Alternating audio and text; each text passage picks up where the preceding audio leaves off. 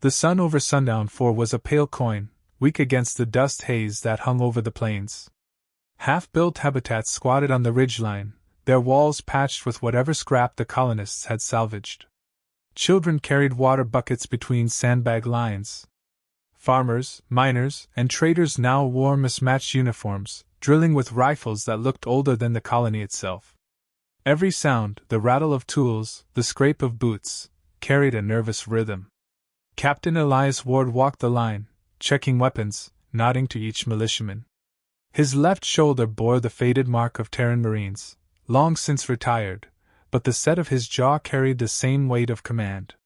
He stopped at a barricade where a boy, hardly 18, tried to steady his shaking rifle. "Breathe," Elias said quietly. He adjusted the boy's grip, then stepped back. "This isn't about perfection. It's about holding steady when everything in you wants to run." The boy swallowed and nodded. Elias moved on. He didn't let the unease show, but he felt it pressing in all the same. Sundown 4 was not a fortress. It was a mining colony with rough defenses, too new to have proper planetary shields, too small for the Terran fleet to bother defending. When the Empire came, and they would, the colonists would stand alone. The sky answered his thoughts. A shadow bled across the pale sun as a warship slid into low orbit, its silver hull gleaming with the Imperial crest. Its presence was deliberate, theatrical, like a predator circling above cattle. Around the colony, work stopped. People stared upward, fear plain in their eyes. "They're here," someone whispered. A shimmer rippled through the air as a holographic transmission flared to life in the center square. The figure that appeared was tall, angular, draped in dark command robes. His eyes were the cold silver of polished steel, his voice resonant with authority. "I am Commander Varix Kaler of the Imperial Expeditionary Corps. By decree of the Galactic Empire, this territory is claimed. You will surrender your arms, submit to Imperial law, and deliver tribute. Refusal is rebellion. Rebellion is extermination." The words fell like stones. Some colonists exchanged panicked glances, others lowered their heads.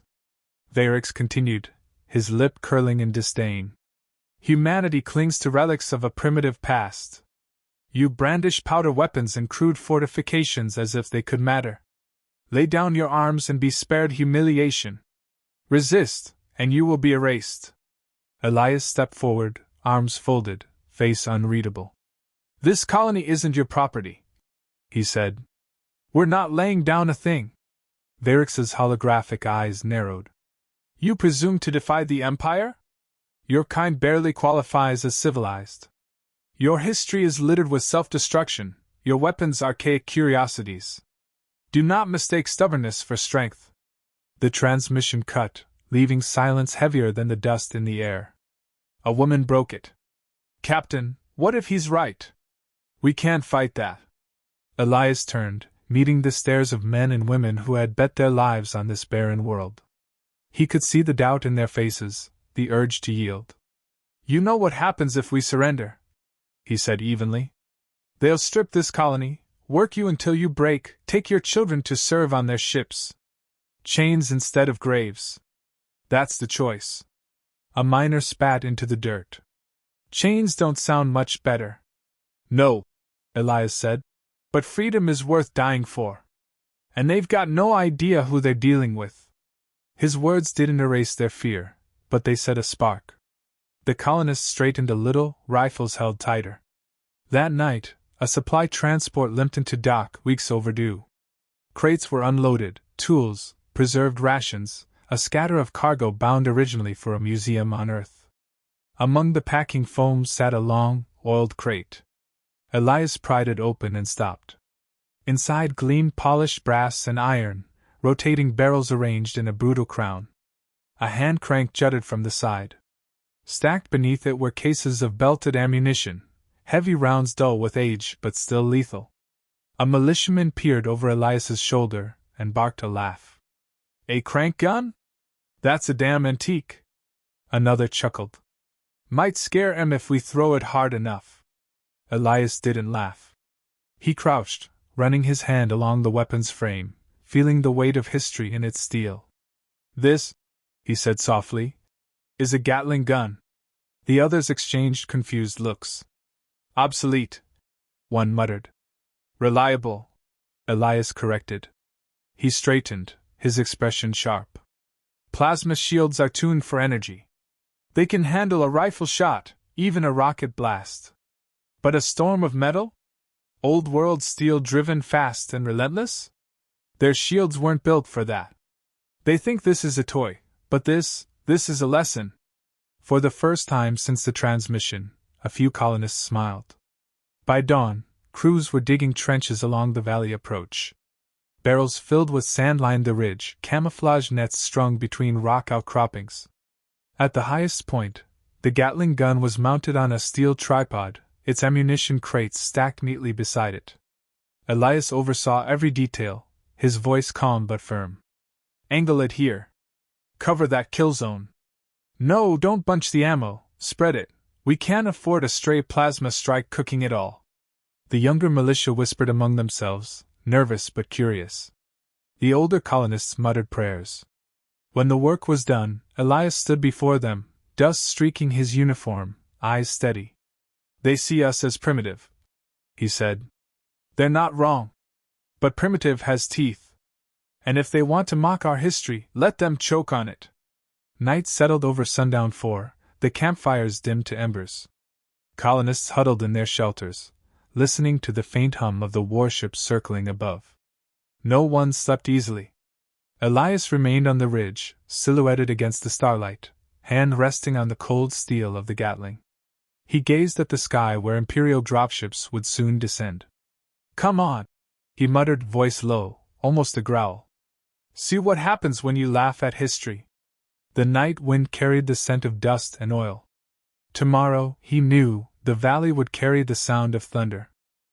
Dawn painted Sundown 4 in muted red as the first Imperial dropships punched through the sky, their hulls glowing from atmospheric entry. The colonists, hidden behind sandbag lines and earthen trenches, tensed at the rising roar. Captain Elias Ward stood on the ridge above the valley, binoculars pressed to his eyes. The dropships landed in precise formation, kicking up choking dust. Ramps lowered, and lines of Imperial soldiers marched out, their armor glinting like polished obsidian, each step unnervingly synchronized. Their weapons hummed with plasma charge, shields shimmering faintly around their bodies. Behind them, banners of the Empire unfurled, a deliberate spectacle. A voice crackled over open comms, deep and dripping with arrogance. Citizens of Sundown 4. Your resistance ends now. Commander Varix's tone carried the casual cruelty of a man who had crushed dozens of worlds before breakfast. Surrender and kneel. Refuse, and you will be erased from memory. Elias lowered the binoculars. They've practiced this speech 1,000 times, he muttered. Always the same ending. The militia crouched in trenches, rifles trembling in their hands. A farmer named Rail whispered, Captain, our bullets bounce off those shields. We'll be slaughtered. Not if you keep your head and trust me, Elias said. His voice stayed calm, anchored, refusing to bend under the weight of the moment. Aim steady. Wait for my signal. The first exchange came quickly. Imperial troops advanced with mechanical precision, plasma bolts searing the sandbags. Colonists returned fire, bullets sparking against shields like raindrops on glass. A few Imperials fell to lucky shots at exposed joints, but most marched forward unhindered. A plasma blast ripped through a barricade, flinging 2 colonists back in a spray of dust and blood. Panic flared. They're cutting us down! Someone shouted. Elias vaulted into the trench, grabbing a militiaman by the collar. Hold your line! Don't give them the ground they want! He barked orders, repositioning riflemen, directing grenades into choke points. Improvised mines detonated under the Imperials, slowing their advance but not halting it. Over comms, Varix chuckled. Amusing. You scurry like vermin, laying traps and scratching with your relics. A shame your courage is wasted on futility. Funny, Elias replied into his calm, voice dry.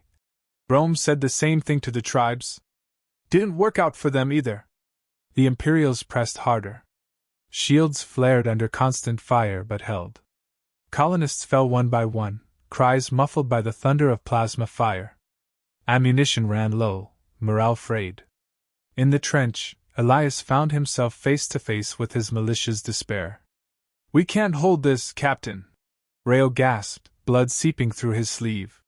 "They're unstoppable." Elias's eyes were hard, unyielding. "Every empire thinks it's unstoppable. Until somebody shows them otherwise. That's our job." He climbed the ridge, signaling a fallback toward the second line. The Imperials, arrogant in their superiority, followed in lockstep. On the ridge's crest, the Gatling gun waited, black barrels gleaming in the weak morning light. Ammunition belts coiled beside it like sleeping serpents. A scout spotted the weapon and laughed through open comms. "Commander, they've rolled out some kind of rotating relic. A crank toy. Perhaps they mean to frighten us with noise." Varix's laughter followed. "Pathetic. Their desperation is almost entertaining." Elias ran his hand along the cold steel, adjusting the tripod. His crew loaded the first belt, hands quick despite the fear twisting their guts. Smoke from burning barricades drifted upward, painting the valley in a haze. "Sir," one of the younger militia whispered. "This thing, are you sure it'll work?" Elias met his eyes. "It doesn't need to be perfect. It needs to be relentless." The militia fell silent. The only sound was the hiss of wind through the valley grass and the steady march of armored boots approaching. Through the comms, Varix announced, "Your theatrics end here, human. Lay down your antique and kneel." Elias gripped the crank handle, every muscle taut. "You want to see history?"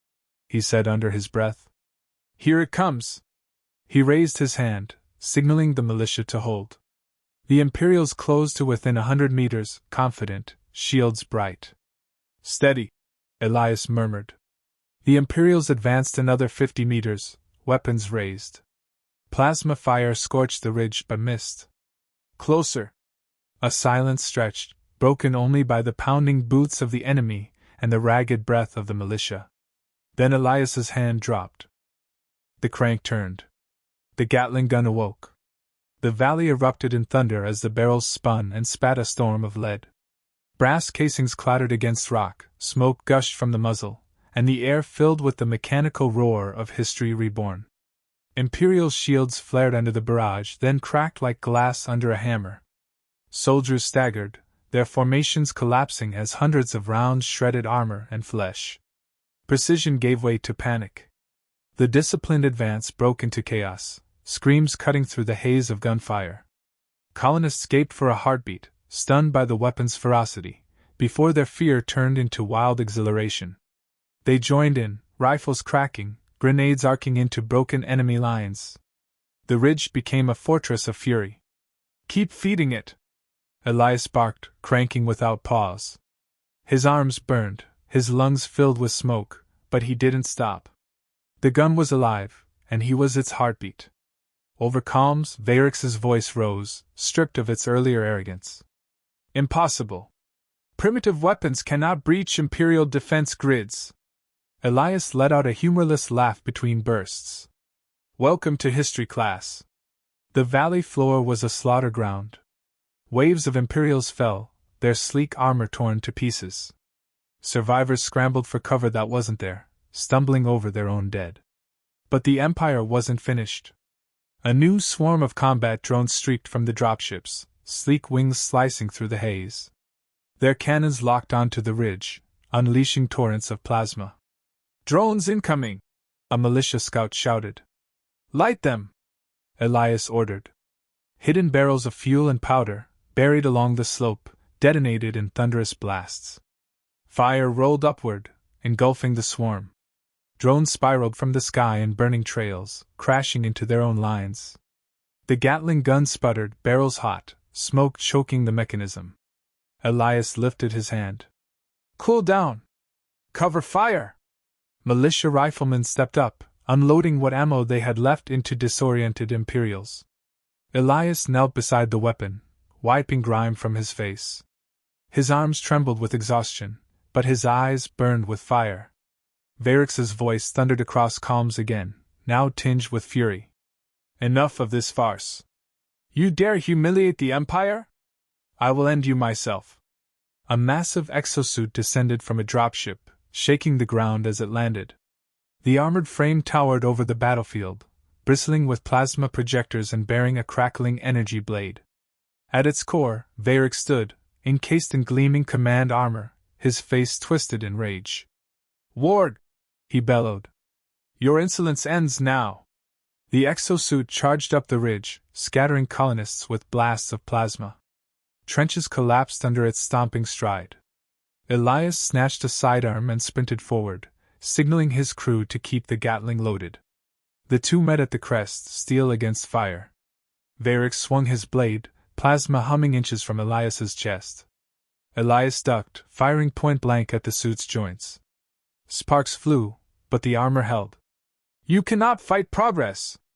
Varric roared, striking again. Elias rolled aside, dirt exploding where the blade struck. Progress? Elias shot back, firing into a vent in the exosuit's plating. This is arrogance wrapped in steel. The machine staggered, but didn't fall. Varric advanced, relentless. Colonists shouted in panic, firing from the flanks, their bullets glancing off the heavy frame. Elias backed toward the Gatling, dodging another swing. His boots slipped in blood and dust, but he steadied himself, eyes flicking to his crew. Line it up! He shouted. The militia dragged the smoking Gatling, swiveling it toward the duel. The barrels rattled as a fresh belt locked in place. Varric lunged, raising the blade for a killing strike. Elias dove aside, screaming. Now! The Gatling roared back to life. A torrent of rounds tore into the exosuit, sparks and flame bursting from its joints. The shield flared desperately, then collapsed under the relentless storm. Armor plates buckled, hydraulic lines ruptured, and Varric's roar turned into a scream of disbelief. The barrels didn't stop. Elias cranked until his arms gave out, until the exosuit collapsed in a heap of shredded steel. When the gun finally spun down, silence crashed over the battlefield. Smoke drifted across the ridge. The valley lay carpeted with broken Imperials, their formations annihilated. Survivors fled toward the dropships, discipline gone, fear driving them where orders once had. The warship in orbit didn't fire again. Instead, it pulled higher, retreating, leaving the dead behind. Elias leaned on the Gatling, chest heaving, sweat and soot streaking his face. His hands were raw from the crank, his ears ringing from the thunder, but his eyes stayed fixed on the wreck of the exosuit. One of the militia, voice trembling, asked, Captain, we actually beat them? Elias looked at the young man, then at the weapon beside him, still warm and smoking. His lips curled into the faintest smile. They called it obsolete. Turns out relics still have teeth. The colonists erupted in cheers that rolled across the ridge like thunder of their own. Flags were raised, battered rifles lifted high. For the first time since the Empire had arrived, the colony stood not as prey but as victors. Elias let the sound wash over him, though his body begged for rest. He knew this wasn't the end. The Empire would return angrier, stronger. But now humanity had proven something the galaxy had forgotten. They could fight, and they could win. As the sun sank low, casting long shadows over the battlefield, Elias stood beside the gun that had shattered Imperial pride. On Sundown 4, he said quietly, almost to himself. History roared again.